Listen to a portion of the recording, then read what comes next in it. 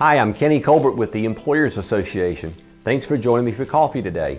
By now, I'm sure you've heard the news about Sears, that they filed for bankruptcy and they're closing hundreds of stores across the United States. This makes me sad because I grew up as a Sears kid and a Sears shopper. Bear with me for a few minutes. I'd like to take you down memory lane. The first thing I remember about Sears is their giant catalog that they mailed to every household in the United States back in the spring of each year. Probably 300 pages long, 3 or 4 inches thick. It was a nice picture of all their products, a description of the product and the price, so you knew what you were looking at when you went into the store, or you could order these products by mail.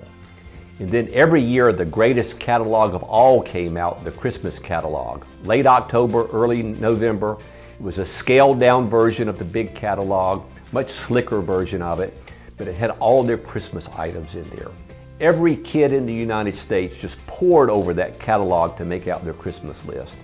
In fact, in 1967, they changed the name of the catalog from the Sears catalog to the Wish List catalog. Again, it was just absolutely great. The other thing I remember about Sears is this. I grew up in a small town about 30 miles outside of Raleigh. A lot of mom and pop shopping, but if you wanted something big, you had to go into Raleigh. Every year in late August before school started, my family would make a trip to Sears in Cameron Village so that we could do our back to school shopping. It was a huge store, 2 levels, it took up an entire city block. Remember, you would walk up to the store, you would see mannequins in the window. Actually, Sears had mannequins, believe it or not. You walked into the store and there would be a big escalator, again 2-level store.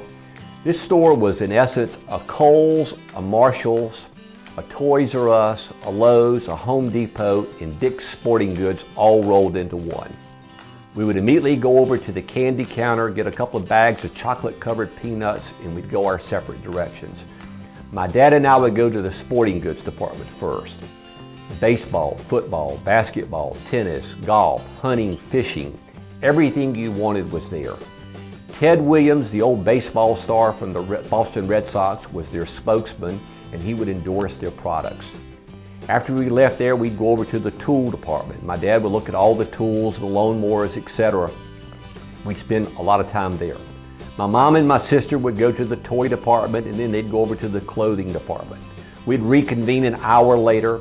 My mom would make me try on all the clothes that she had picked out, and we'd leave with just an armload of clothes ready to start school. Great memories there.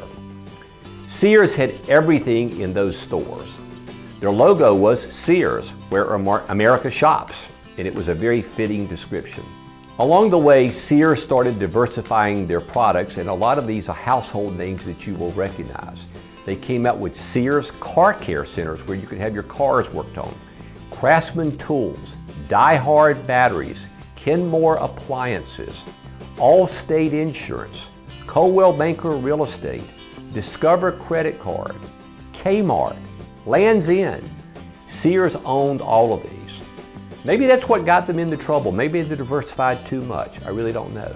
But then along the way on the scene, you had other businesses to pop up.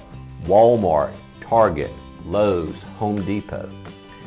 50 years ago, if you'd ask anybody in the United States what the future of Sears was going to be, and everybody said it's going to be a great future. They're going to dominate the retailing world.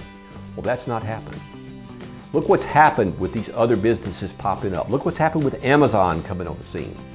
It makes you wonder what's going to happen 50 years from now. I won't be around to debate that issue, but those of you that are much younger can make you think about it. Is Lowe's going to be here in 50 years? Home Depot? Walmart? I really don't know, but it gives you something to ponder. If Sears can go under, what's going to happen to these other companies? Think about it. Thanks.